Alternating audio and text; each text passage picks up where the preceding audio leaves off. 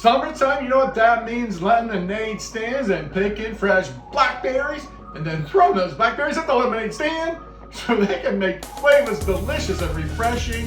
Blackberry lemonade, let's go. Let's make a simple syrup by combining 1 cup of water and 1.5 cups of sugar. Heat that up just until the sugar dissolves. In a food processor, we're gonna put 2 cups of fresh blackberries, 4 tablespoons of sugar. Now let's get that blended. Now let's squeeze enough lemons to get 2 cups of juice. Now let's put the simple syrup in a bowl. Add our fresh squeezed lemon juice, our blackberry mixture, 4 cups of water. Now let's pour it through a sieve into a pitcher. Nice cool glass of blackberry lemonade. Let's give this a try. Wow, hello summer. Just say goodbye to bland food. Hello to good food. Woo!